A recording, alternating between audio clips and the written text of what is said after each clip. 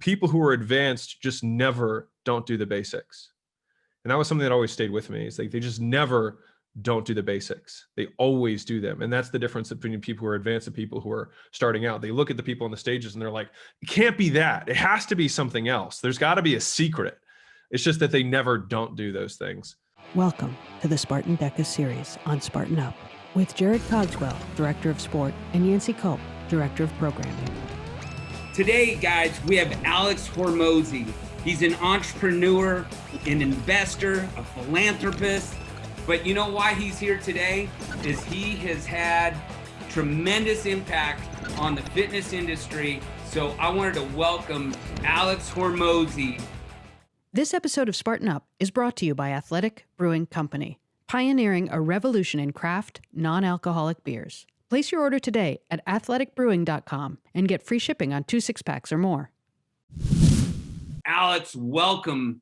And man, we can't thank you enough for coming on today. Jarod, thank you guys so much for having me. I'm very honored to be here. That might have been one of the best, introductions. So I'm going to do my very best to live up to the intro. For the rest of the podcast, I'm just going to try and live up to it. That's Hey man, hey, we just try to stoke the fire here, man. We try to get some energy going here, and we try to have a good time, and we know we're going to have a good time with you today, Alex. Hey buddy, listen, I did a lot of my prep watching a podcast you did with Matthew Janicek from Escape Fitness. And that freaking podcast, you pulled me to the edge of my seat. Anytime you do podcasts, you do a little research, and everything I watched, you were pulling me in. Be truthful with me. I know you've been around to thousands of gyms, and I couldn't help but think, I'm sure this has turned into a little more than just working with the fitness industry, right? I mean, you've got to be using these tactics with other businesses. And I got to thinking, just for the general public listening to that, you talk about being a strong operator. And I shot a motivational video today for my clients, and I brought your name up because I said, listen, even in the house, we're an operator with our kids, our small business, large business. If you're a teacher, no matter what you do, you're an operator. So listen, man, the message that you coach, I think it reaches beyond just for the gym owners and the fitness coaches. I think it reaches the masses, my friend. I hope so. That's definitely my aim. So I'm glad that it came off that way. I think the number one issue that so many of us have is that we're not able to repeat successful actions over and over again. And so we try and get cute. We try and not do the boring things. We try and find the exciting thing that looks shiny and new. When most of the time, if you ask somebody, hey, what do you need to do to lose weight? They probably know they need to stop. Can I cuss on this? Or that's not okay. Yeah, I think you can. I won't be raucous. So you know that you need to stop eating crap, and you need to move, right? Everyone kind of already knows that. And so we try and find something cute or crazy or weird because we think that we just don't need to do the fundamentals. And it's just that I had a billionaire mentor, and he told me that the people who are advanced just never don't do the basics. And that was something that always stayed with me. It's like they just never don't do the basics. They always do them. And that's the difference between people who are advanced and people who are starting out. They look at the people on the stages and they're like, it can't be that. It has to be something else. There's got to be a secret. It's just that they never don't do those things. So anyways, that's stuck with me. And I'm glad that hopefully was communicated in that podcast that you watched.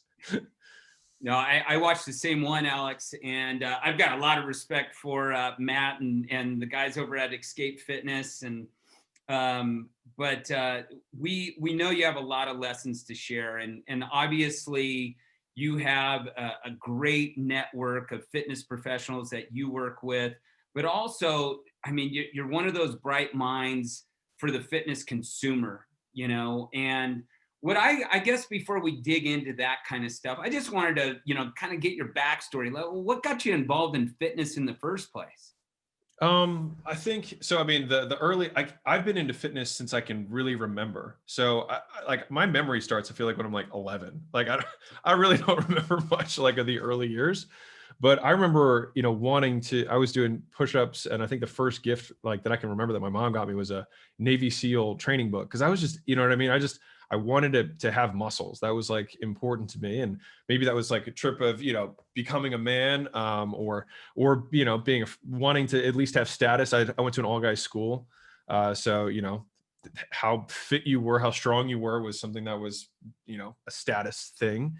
And I also wanted to get girls, even though I found out very, very quickly that no girl ever cared how much I benched. But I went in with that intention, and so it started. Hey, I get it. I tried the same thing. Right. Yeah. My wife still doesn't care. She doesn't even know what I mentioned. But yeah, so I had, I was fortunate. I had a teacher who stayed with me after school, and he trained me for 2 hours a day, every day for a year. And so I was able to learn the ropes really early. And I had good genetics for it. And then, fast forward a few years, I started doing defense contracting. So I was a management consultant. I did space, cyber, and intelligence for the military for 2 years. And all the guys I worked with were like, dude, all you talk about is fitness. Like, please stop working here. Can you please just do like, they're like, literally were like, we're going to chip in and open a gym for you if you don't shut up about it. And so I emailed, 40 gym owners, and one guy got back to me, Sam Bakhtiar. He actually just passed away last week, which was very sad for me, and really a loss to the industry. Anyways, Sam was the first person who responded to me, and he said, yeah, come on out, man. Like, I'll show you around. And he actually just let me. I mean, it's kind of crazy for me now to think about how many times I've been blessed by mentors who stepped into my life and just like asked for nothing. And so that's why, you read earlier the philanthropic thing, like that's where we try and focus a lot of our attention is, providing things that paying it forward. Right. I've had a lot of people work in, but anyways, he walked in and he let me work with him from 4 a.m. to 6 p.m. every day of the week. I never had to sit out of a meeting. I came with all the negotiations with vendors and locations and outfit outs. And I sat down for my first sale with him. I learned email marketing. I learned what a landing page was. All these things I learned that now we take second nature. But I was able to get some kind of crash course just by someone being so far ahead at the time and speaking back into me. And so, from there, I opened my first facility about 12 weeks after meeting Sam. And I was able to open 6 facilities within 3 years. Each facility after the first one I opened at full capacity, which I think is something that's not normal. I didn't know it wasn't normal at the time. I was like, well, why would you open a gym if it's not full? That doesn't make any sense. But I found out later that was not normal.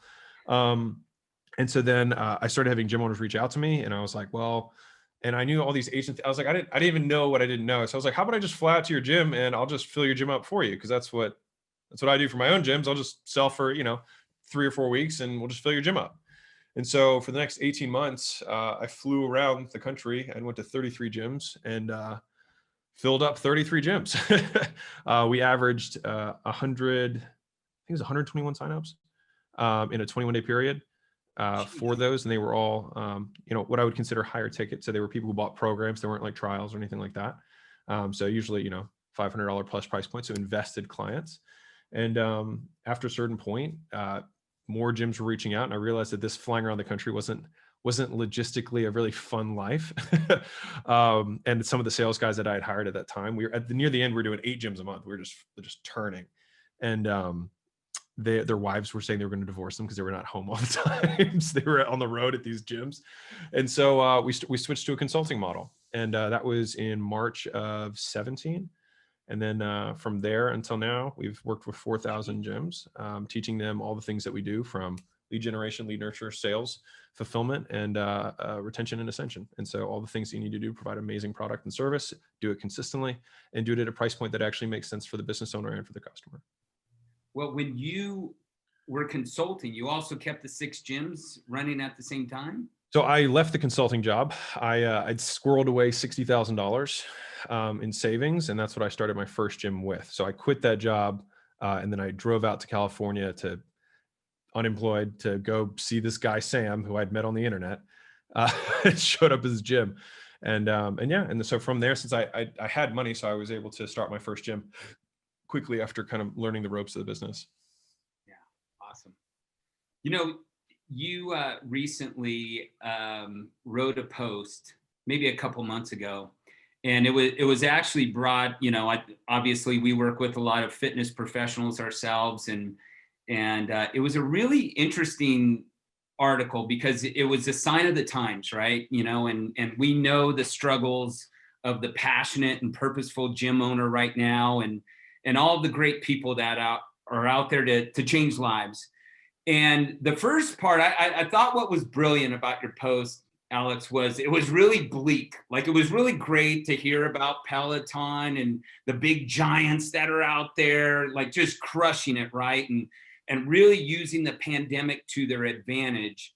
but then you turned it back around on here's what you need to do in order to not just survive, during the pandemic as a brick and mortar business, but also to thrive. What can you share with, because I think this is so important, especially for our listeners, our audience. And one of the things that I always argue against, I always say, yeah, my Peloton experience sucked. My wife got us a Peloton and like after 2 rides, I'm like, just get that thing out of here. I need to be around people. I need to be around energy. I got to get inspired by real authentic energy. I don't need this person on a screen. What could you share from that? Because I get the whole Peloton thing, but for me, no way. What would you say we need to do better on the brick and mortar? Before you start, I got to add something to that. As I read that, Alex, I'm going down through it, and it's like I'm on the edge of my seat reading this. And I guarantee you right now, about 75% of the people are deflated and freaking depressed. 25%, like Jarod and I were fired up. We got to compete. We got to dive in. We got to be better operators, as you say. Go ahead, man. Yeah, mine's, it's one of those hard things of everyone wants, I would love to be awe-inspiring at all times, right? Like that'd be amazing. We'd all love to have sunshine and rainbows, but I think 2020 showed, especially brick and mortar boutique gym owners, that like there are hard times, and there are times when the chips are stacked against you. And so, I shared some of the metrics that some of the giants are pulling up, and honestly, they're impressive. They're basically getting free customers right now. Their churn is 1/10 of a brick and mortar facility. And so from an experience standpoint, Jarod, to your point, wanting to be around people, I think there's always going to be people who want to be around people. That being said, will it be the same amount of people that wanted to be around people prior to COVID? Probably not. An amount greater than 0 will permanently make the switch. And their metrics based on churn would be the definition of how sticky is it, and how many people like it. It looks like people do like it, or rather, they're going to keep paying for it. So whatever way you want to spin it, but at least from an objective standpoint, we can quantify that people keep paying for it once they start paying for it. And so for the brick and mortar owner, I think what we need to move away against, and I'm sure that you've been talking about this for years as we have, which is you can't be about the workout. Like the workout can't be the thing, because you can find free workouts on YouTube, and it was like the same guys who were giving free Zoom workouts during the pandemic. It's like, you're not going to beat Beachbody at their game. They've been doing it for 20 years and they've got an app for $10. Like you're not going to beat them at that. Right. And so the only way that I see, I'm not saying that there are not other ways, but the only way that I can see from my perch is that practitioners have to rise above the workout, which is what I said at the end of that post. And that means that we have to be the guide that is their counsel, which is, you love your Peloton? That's awesome. Do you like running outside? Do you like walking? Do you like doing Spartan races? Do you want to train for something like that on top of this? And it's really like, I want to create a holistic plan for you, and I'm your trusted counsel. It's kind of like the difference between being an investment advisor who just focuses on bonds, or being someone's family office advisor who focuses on diversifying all their investments. Who's the more trusted counsel? The dealer who sells the commoditized bonds, or the gold dealer? Like everybody's got a guy who sells them an investment, right? But who's the guy who you talk to who says, here's our allocation, right? Here's how we're going to distribute our resources. And so if you were the rising above the workout and being the counsel for your clients, then it's like, hey, well, we're going to walk a couple days a week, and we're going to do a Spartan in every quarter. We're going to do one, just so we have something to look forward to. But we still need to do a little bit of strength training. So why don't you come to the gym 2 days a week here, and we'll do that. But then that way, when you go and see your sister, we'll have a little workout for you to do there, and you can hop in on a remote sessions. And it's just, the world's becoming much more connected. And so we need to rise above that, rather than being like, no, gold is the only answer. Bonds are the only answer. Bar is the only answer. CrossFit is the only answer, whatever that thing is. And the reality is that consumers have more choices than they ever had, and they have them at such low prices that if your differentiator is the workout, you're going to get left behind. Yeah.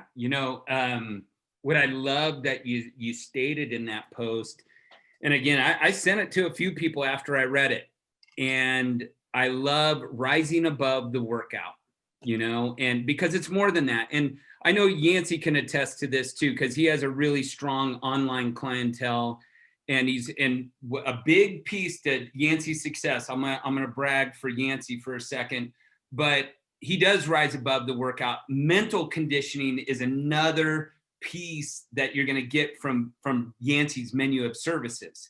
and that goes a long way, especially right now. So if you're doing just the same old thing and just opening the doors and waiting for people to come, that's not rising above that workout, right? Totally. And, on top of that, to your point about the mindset training, there are so many other things that people seek. Like, people come for the six pack and they stay for the community, right? I mean, we've all said that, within our world many times, but there's also, there's so many other things like food, there's accountability. Those are all high value services. And from my perspective, accountability being the highest of that, which is really just counsel, right? And that's kind of just a different way of saying rising above the workout. But we've been selling accountability at our facilities for 4+ years now, because it allows us to differentiate from the guy down the street who is just opening the door and saying, go hop around, high five, see you tomorrow, right? Whereas the other person's like, hey, what's the plan? Hey, I'm seeing you on Thursday, right? And if they don't show up on Thursday, immediately getting a text and a call follow-up like, hey, Yancy, I missed you. Where were you? And it's like, I'm coming in tomorrow. Okay. And so by doing that, we're both providing more value to the customer and also decreasing churn for the facility and keeping people longer. So I believe that value is value, and people are always repaid by the value that they provide to the marketplace. And so there's no hack or trick. The reason that the gyms make more money who are better is because they are better. They care more about their customers. They follow up with their customers, and they get people to stick with their fitness goals longer, which we translate into lifetime value, but they translate into sticking with the habit that they wanted to all along and why they're paying us, right? They literally pay us to pay attention. That's the point. And so most people are getting paid to pay attention, but they don't. And that's where some of these online places have so much tech behind it that they can make the appearance of caring so close to what somebody's actually doing manually that it becomes really competitive. And I think within 5 to 10 years, it's going to be really interesting. I mean, there's already research studies that have shown that people prefer talking to a robot than they do to a person.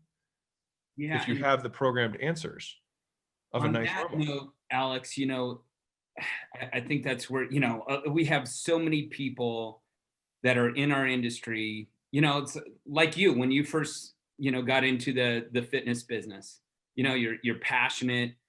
We all say, hey, our purpose is to change lives, right? And I think we're authentic about that. But a lot of, unfortunately, gym owners, fitness professionals, they don't have the business acumen behind them.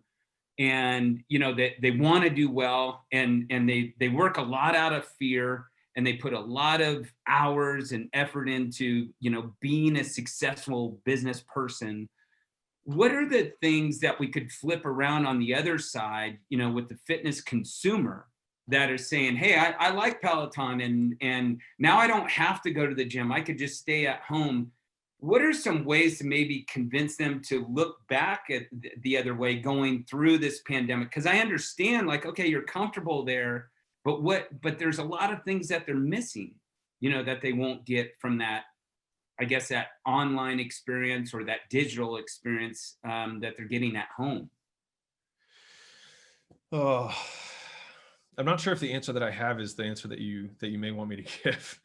I think that, yeah, I promise I'll give you my honest opinion. I don't think that we can ever guilt people. And I'm not saying that that's what you were implying, asking me to do, but I don't think that we can say, hey, come on, let's help these guys out. I don't think generosity is ever really a primary driver for humans. I think people will always act selfishly. And we need to, just as capitalists, align our services with what people want. They're not going to, they might pity party us for a month or two, which is what some gym owners got 1-2 months of people saying, hey, keep my membership. It's fine. I'll help you weather the storm. But they didn't do that for 6 months.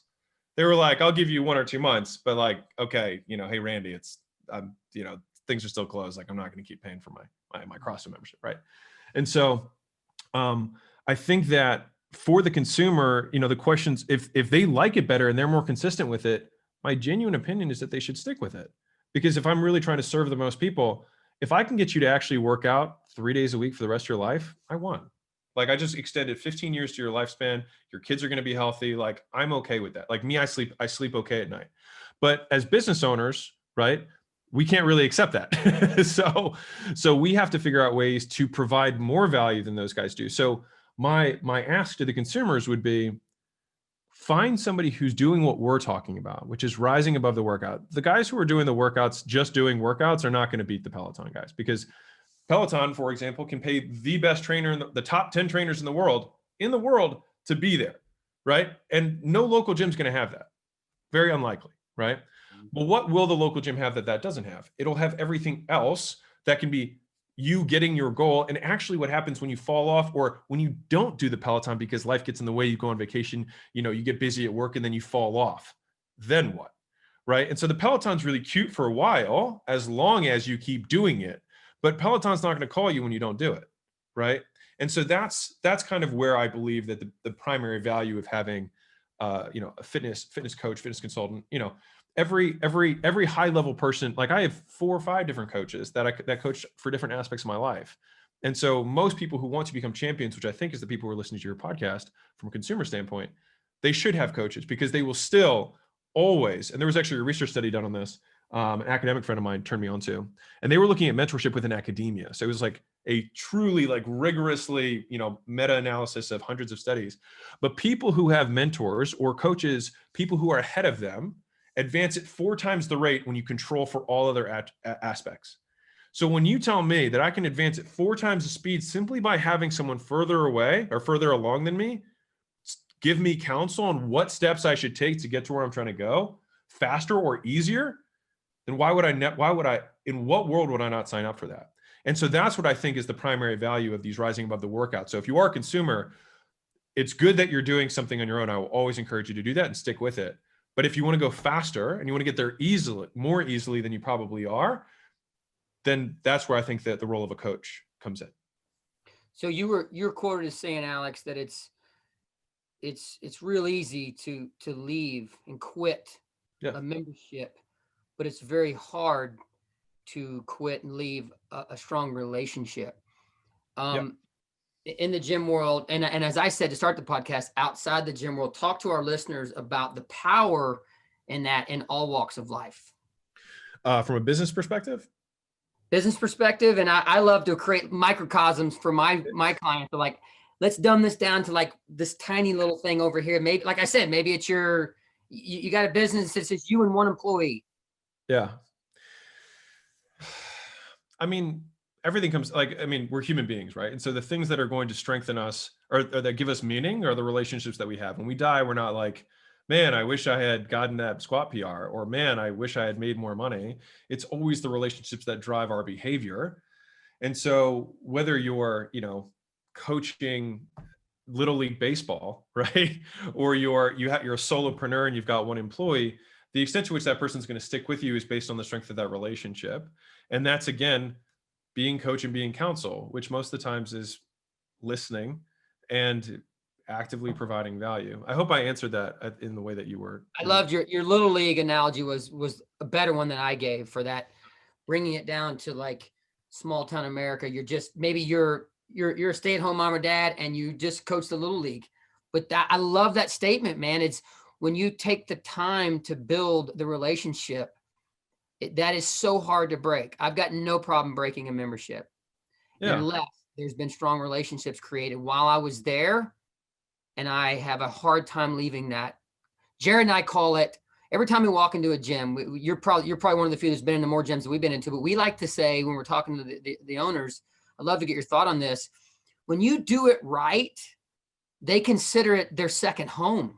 Yeah. Like they walk in there and it's like, dude, I get chills every time I walk in. This is my second home. Yeah. And they would never quit that because it becomes meaningful to them. The thing where I think a lot of gym owners struggle to hit Jared's point earlier is that they don't know how to reliably recreate that experience. And so that's why so many gyms that are smaller can create that tight-knit community, but then they can't grow beyond that because the new people who come in become outsiders, right? Because they have such a strong click that people are like, whoa, just like you said, like if you're in the in-group, you're like, this is my home. But you walk in and you're new, you're like, this is someone else's home, right? And so what way do we bring someone new into that world? And this is kind of just like a task for practitioners who are trying to figure out how to navigate the 2021 and beyond world, which is how do we recreate and choreograph that experience of creating in-group, out-group, bringing the person into the in-group, and then recreating an amazing onboarding experience. And so for us, we know the nice thing is that human behavior, at least in terms of relationships, is really quantifiable. It's going to be the speed of response. So when people are asking you questions, when they reach out, when they text, the speed of response, the personalization of the response, the volume of touch points overall, and that's tangible and intangible. So both like, hey, how's it going, Nancy? Like even physical touch when they walk in the gym. But beyond that, the text follow up on the workout. Hey, you killed it today on I saw your deadlift PR is awesome. Like, way to go. Little things like that go huge, like a huge distance. And so it's the timeliness, the speed, those being different, right? The personalization, and then the total overall volume of connection points. And then the last kind of bonus one is that if you can bring these people in and then say, hey, Jennifer, meet Sarah. Sarah lost 100 pounds with us over the last 2 years. So everyone knows Sarah, right? Sarah's a champion. She loves the gym. She's never quitting, right, Yancy? She's never going anywhere. But Jennifer has no idea who this, who anyone is. But if we can put her with Sarah introduce her to some of Sarah's friends, and all of a sudden she feels welcomed. And then the in-group, that what was once the out-group becomes her in-group. And then we can speed up the assimilation period for the client, which then is something that many times can, I don't want to say beat, but be an alternative to a Peloton for those people who want to be in person. Yeah. Alex, I just to reverse back a little bit, what I loved what you were talking about on the coaching side, I've hired a lot of trainers over the years, right? I don't like to call them trainers. Like you got to put your coaching hat on. And that means you're going to educate, motivate, and inspire every session, every client, every single day, and I'm sure you've trained a lot of clients yourself. And even when you got to dig deep, you look in the mirror and you're like, yeah, I got to bring it for the next 50 to 60 minutes, whatever it is. Right.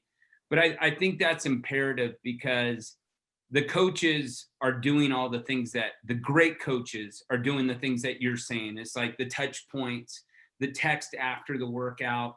That's the difference between, and I don't want to say we're just solely competing against the digital age of fitness, but that's the difference, okay, I'm going to give a quick shout out to Colfax Strong Strength and Conditioning, right? Like as soon as we get done with this podcast, I'm going to go visit my family down at Colfax, right? And every time I walk in there, Chad and Esther, they're always making sure people know each other. They check in on you. Of course, they take your temperature too right now. But when I watch them while I'm lifting and doing my thing, Chad is getting his thing done, and he's also coaching just constantly, right? And this whole tribe, you can feel the tribe when you walk in there. And we go back to that new member in the onboarding. All I simply needed for myself, for a guy that's been doing this for a long time, I just needed a few people to meet. And now when I go in there, there's that one guy, there's Bill or whoever it is. And it's just, it becomes tribal. And yesterday I didn't, I couldn't get in there yesterday, and it didn't feel the same. It just didn't feel like that. My workout solo, it sucked yesterday. All I did was a bunch of stairs, but when I get around that energy, there's a big difference, but the energy is even better when I know I'm not going at it alone. I'm surrounded by my tribe. So I think you brought a great example there, because that is, and it always starts at the top, right? I mean, we've met a lot of gym owners over the years where it's like, well, I know your staff, is pissed or they're angry and they're not doing the things that you've asked them to do. But then you get to know that owner, and you're just, well, you're just not a very good leader. You're not a very good coach of people that you're supposed to be showing them the ropes and getting them good at their job, right? And it's the same way with clients. So we have a saying, or I've been known to say, when we have a client who has an issue, it's like, man, I can't sell these people. Or like, man, my employees they just don't listen, man. I'm like, have you met you? Yeah. Have you met you? Like, would you listen to you? Like, you just told me about how you've got all these emotional issues and you just blow up at your staff for no reason, and it's totally your fault because you've got issue going on at home. And I was like, but does that sound stable to you? Does that sound like a good place to work? Does that sound like something that I'm going to wake up on Saturday morning, pumped about? Am I going to respond to that business owner's client on Sunday at noon when they ask me a food prep question, even though I'm not on the clock? Probably not. Right. And so that's a lot of all, I had a different mentor say that all roads lead to personal development, but a lot of times that is it. You know what I mean? Like when someone comes in, to gym launch, I don't think anyone can really argue whether our systems make gyms profitable, at this point. But if for any reason something does not work, the question is, well, you've tried 4 other programs, in the past. What's the common trait between, you and that program A, you and the program B, you and program C, you and program C and D, right? It's like, well, maybe we need to look inwards for a second and think like, why do you have an inability to execute, and why is it that everyone hates you? Maybe it's because you hate yourself. That leads into my next question, and I'm going to hit on a story that I've heard you tell before, when you walked into the CrossFit box, and they were only allowing 13 people per class, and you're like, what the hell's going on? And I want this to be for the listeners, and the power of allowing yourself to be humbled and open for help, and really listen into the help. And you interviewed the guy or girl for 4 hours, and you're like, the freaking jump rope is your damn problem. And you've more than doubled the size of their class by getting rid of the damn jump rope. And that problem had been there, and this happens so often in life, all business, even in families, everything where self-help can improve. The book or the coach like you, the outside guy came in and said, damn, dude, we really don't have as big a problem as you thought, but somebody had to call this out, and this freaking jump rope's killing you. Yeah, that was, it was one of the first gyms that I flew out and did a turnaround to. It was Josh Price, his gym in Towson, Maryland, CrossFit WSA. He actually sold that gym now, years later. But when I went out there, they had a 3,000 square foot box. So, box size, like 3,000 square feet's a good amount of space, right? Yeah. And I had to draw, and I had flown out to do a turnaround. So like I was there, right? And they were like, I don't know if we're going to really do it, man. We're kind of pretty packed. And I was like, listen, guys, you can't be packed and broke. You got to pick your problem. Got to pick. I was like, are you packed or you broke? Because you told me you're broke, but now you say you're packed. And they're like, well, we're kind of packed and broke. And I was like, all right, that means your model's broken. So let's look at the math, right? And so they did unlimited workouts. They had 5 workouts a day. 13 was the max they could take. And obviously there's an efficiency, so it's not always at 13. So let's say they're averaging 10 a class. They could only take 50 clients. That's it. That was the math. They're unlimited. The people came every day. They could only take 13. They had 5 workouts. That was it, right? And all we had to do was just eliminate the one thing that was the biggest space consumer, for them, which was double unders. That was it. And it took 4 hours for me to get to the bottom of it, which was, it's just double unders. And as soon as we took the double unders out, they could go to 26 people a session. We added a couple sessions, did some of the things that we know how to do to, increase the efficiency. And then they got up to 260 clients. Don't quote me on that number, but it was over the 200s that they were able to do shortly thereafter. Right? Just because they could actually do it. And so I think, Yancy, you're dead on, right? There's always these little things that sometimes are right in front of us where someone's like, hey, you got a snake under your chair. And you're like, you have to see it before you move. Right? And so someone has to admit it. Someone can just say it to you, but you don't look down. You have to look yourself.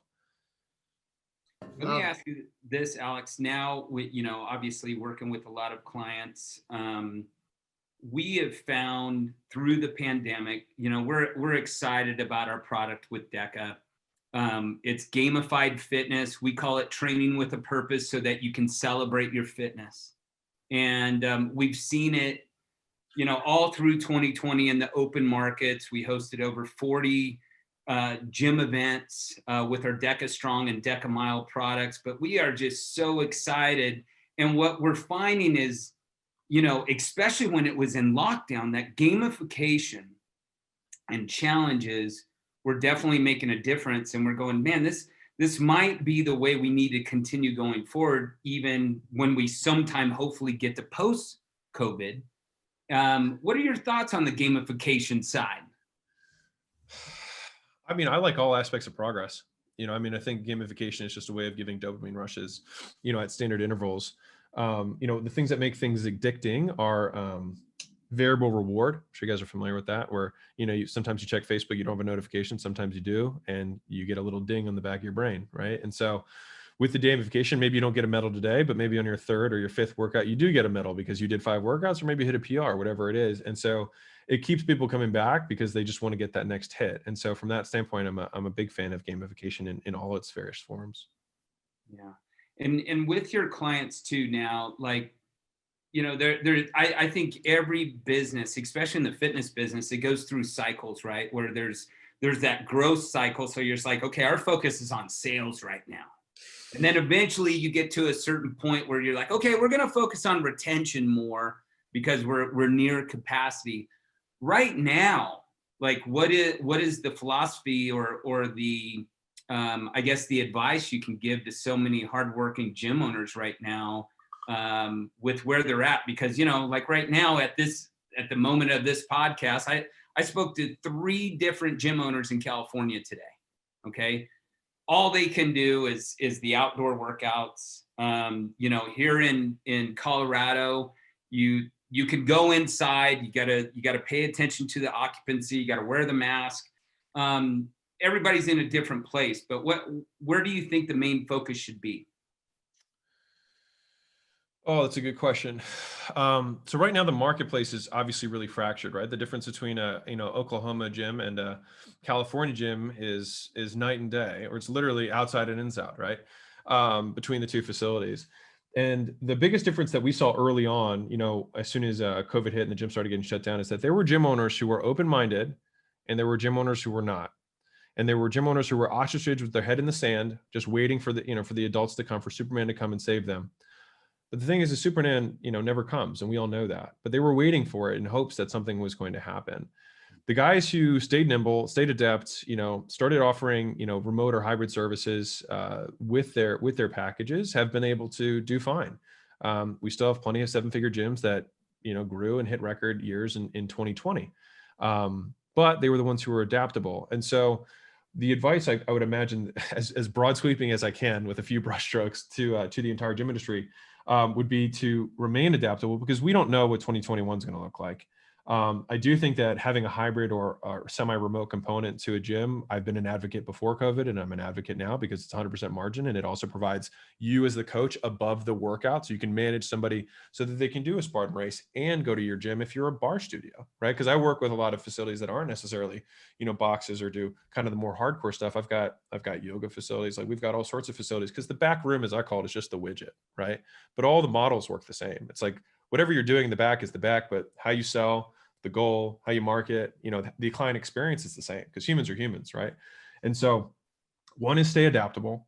2 is you have to be able to acquire customers. If you do not have a reliable way to acquire customers, you're always at the mercy of your existing client base, which is not necessarily a good place to be, because if they all of a sudden leave, or they all go to Peloton, or they all say, well, another gym down the street said all 20 of us could get in for half price.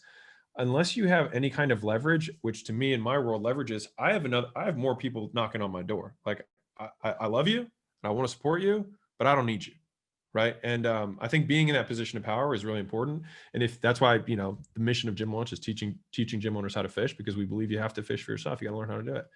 And so making sure you have an acquisition system and staying nimble in terms of the types of services that you're providing and matching them with what the marketplace wants, which right now is accountability, in my opinion. People want accountability, and something that we can provide, whether we get shut down 100 more times between now and the end of the year. We can provide accountability on top of the workouts. And the way, this is a little bit tactical, but I'll just include it in for the few gyms that are listening, is that you want to make sure that you're selling accountability as the main thing, and then the workouts are a bonus. So as a bonus of being a client of mine, you can work out at my facility. And by doing that, the accountability becomes the main thing that you are selling, which means if you get shut down, it doesn't mean you have any interruption of the core service that you sold. Right? Now, if you reverse that and say, I sell workouts and the bonus is accountability, if you do get shut down, all of a sudden people are like, well, hey, I'm not doing the workouts anymore, et cetera. And so I zero in on that, because Yancy, as you said, the thing that people don't break is the relationship. So then make the relationship the main component of value. Make the concept that they will not fall off, that they will not fail, the main value add. And that is far more valuable, in my opinion, to an end user, and a consumer, than a workout is. If I can look at Nancy, I used the bed. I looked at Jennifer, right? Not to be confusing. So if I look at Jennifer, right, in the eyes, and I say, Jennifer, if you sign up with me, I'm not going to let you fail. That's far more valuable than like, we're going to have the most amazing workouts. You're going to burn the most fat with me. Like, you're going to get some lean body mass. You're going to get toned. I mean, that's good. But if I look at Jennifer and say, if you sign up, you commit, I'll commit to you that you're not going to fail. I'm not going to let you. I'll drag your ass in here if I have to. I feel a lot better as Jennifer to say, that's what I want to buy. The workout is just nice, but as long as I don't quit, I'm going to get to where I want to go eventually. Oh, dude, you've nailed down something that ties into a question. One more question that I have here. This could go on for hours, Jarod. This was exciting cast, man. You got a couple of days, Alex. every time Jarod and I have somebody on that, and we haven't had somebody on that has your level of experience inside the gyms and working with the owners and the fit pros and whatnot. But another level of a layer of experience that comes with that is, you know, the client really well. You also know the future client. They're not with you right now, but I can get them in. So we're going to create a little hypothetical here. 3 of us have been tasked, let's say, by the government to dramatically and drastically change the percentage of obesity and the people that are lazy and just they don't give 2 shits about moving right now, taking care of what I call the beautiful machine. And by the way, I get called Nancy at least once or twice a day. but so we're creating, the 3 of us have to change it. It's like the government said, you 3 better freaking get it done. I want to see a 25% improvement across the board. You said something a few minutes ago that really nailed that. It's like, oh man, that would be one of the things, the bullet points in our package. So what's our plan, man? What's our grand plan? We got to dramatically change obesity. Yeah. Which is all, and all this stuff works into the fact that we're going to dramatically push more people to the gym, which you're good at doing.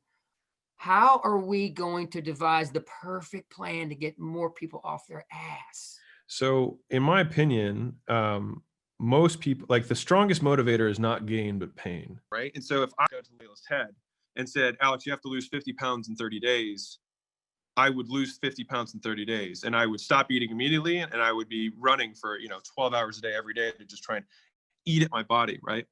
And so I think that if we're trying to get, like what you're saying, a massive amount of people to get fit, get healthy, I don't think we can appeal to their desire to be healthy, because that's never been good enough. Right. We have to find a different driver. And so my intention, if I were to do this, and that was what was tasked to me, is I would create some very, very painful incentive for them to not perform. And so one of the common themes that we have in the programs that we sell for this reason is that we have people, and we sell a lot of different programs, but one is, if we have somebody who's starting out, if we want to sell someone on the program, part of it is we'll either give them a guarantee based on their attendance, or they forfeit their amount of money.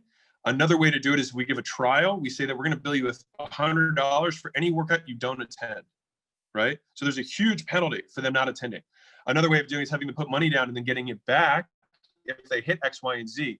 And if we can put this over a longer period of time, the goal, or my hope, would be that we can appeal and get enough of an internal combustion engine going, right? Because the external motivator is there. They got the big stick that they don't want to get hit by, right? But if we can get the internal engine moving after, 12 weeks, 6 months, 12 months, then I think that we have a chance at getting these people to stick with it. Because at the end of the day, if someone's fit for 12 months of their 84 years, does it matter? And I think most of the gym owners that I know, and like I know in my facility, when I looked at the amount of clients that had come through my doors over years, and the small percentage of those people that were with me at any given time, it's actually really saddening, right? You're like, my God, these people, signed up for a trial, or they signed up for a 4-week program or something, and then that was it. And so getting someone to be fit for 4 weeks or 4 months, even 4 years in the span of their life, doesn't matter. So the whole goal, at least for me and all the programs we make, is how can we, I love the fact that you guys are gamifying it. How can we get it so that their internal drivers, and more importantly, their identity, shifts? If we can get them to identify as a fit person, and so that they can start their thoughts with, I am a fit person, and therefore I'm the type of person who wakes up early. I am therefore the type of person who doesn't, who doesn't go crazy on pizza. I'm not saying there's anything wrong with pizza, but you get the idea, right? Like I am that type of person, rather than I'm an unfit person trying to do healthy things, which never lasts, because you only have so much willpower, right? But you don't have willpower to be who you are. And so the goal is, I'm going to make an external motivator to initiate the initial change, get them to do the behaviors, and then have indoctrination that's built into the communication of the program that tells them and continues to reinforce that they are a fit person. They are not someone who does fit things. And by doing that, we can eliminate the amount of willpower that's required. Because just like Jarod, you go to the gym, Yancy, you work out all the time. I've been working out for 17 years. It's not like I use any willpower to go work out. It's just something I do. And sure, I've been injured. I've taken a week or two off, but I don't have a fear of not going back. And that's because it's part of our identities. And so if I can get that to happen in the wide population, then that's how I think you would affect the change. Or that's how I would. So when I was in the military, and it was, if you don't pass these tests, and if you're this level of fat, your ass was kicked out. It was like that analogy you created. It's like, oh crap, dude, I've got to make this work, or I'm going to be kicked out. And there's other, maybe the fire department, the police department, but even the military, the fire, all those standards are dropping. It's all being like, well, not really. We don't have to be there. And some people will say, well, why doesn't the government just say, why don't they come down harder? I'm like, don't look at it that way. We can create the plan. We can come up with it. We've got to be better. I always put it on myself. It's like, I'm not doing a good enough job. I haven't created the right program yet. Dude, I love it. I love where you're going with that, man. Yeah. Alex, what you reminded me of is a lot of people, like you said, you have the willpower to just go train and go work out, right? It's just part of your lifestyle. For me, it's the same thing, but I'm also motivated by that fear of not having fun. Okay. I spent a lot of time in the mountains. I fear being number 2 up that mountain. I fear struggling up that mountain. And that's the driver. That's part of the purpose of going to the gym today, because I want to dispel the fear and have fun. I think the other great point you brought up is accountability is number 1. And it reminds me back when we all started training. I was a 19-year-old trainer. That was just a few years ago. And I was one of the first ACE certified trainers, at 19 years old. And what I did with my clients is those old workout cards, right? Yep. Man, if I trained Alex, I was tracking progress constantly and checking in. Even if you didn't see me, I was watching and I was leaving you a note. And I think it just goes back to some old school tactics, just like that as well. And so there's a lot of reminders. You're like, man, sometimes we make this so difficult, but it's really not that difficult. We have to help people, and we've got to hold them accountable. Hey, Alex, I know you got to leave in like 1 minute, man. Lay it on our audience, brother. What do you got to finish up? Anything you want to plug or anything, man? Well, if you're a gym owner, you can go alexsbook.com. I give away all the things that you can do to fix your gym. I give it away for free. Cover shipping. It's like $10. We're also letting gyms start with us for $1 right now, just because we understand that a lot of people are capital constrained. They don't have a lot of cash on hand. And so we will make your gym make you money, to stick with us so that we can help you. So anyways, I won't even give you links. If you know where we are, you'll find us. Just so that it doesn't seem find you. Yeah. gymloansecrets.com is us. So yeah, we're letting people start for $1. And, the average gym that we have does, well, I won't even get into that. They do a lot better when they start working with us. So anyways, I'm really honored to have been here. This was an awesome call. I hope that there was a couple pearls that a couple gym owners and consumers could think with in terms of actually sticking with their fitness in the long term, and on the gym owner side, getting people to stick with you in the long term, for your business. Well, I know I'm speaking for Yancy here. We're looking forward to continuing the conversation with you, Alex, as we're all on this mission to impact lives. And can't thank you enough for you taking the time and sharing your wisdom and your knowledge, and also the motivation to keep getting out there. All these business owners, we keep saying this, you got to keep climbing, guys. Listen, live, love, laugh, and serve big with big focus on the serve. Alex, thank you so much, brother. Be good. Appreciate you guys. Thank you. Yeah. Thanks, Alex. Bye. This episode of Spartan Up is brought to you by Athletic Brewing Company, pioneering a revolution in craft, non-alcoholic beers. Place your order today at athleticbrewing.com and get free shipping on 2 6-packs or more.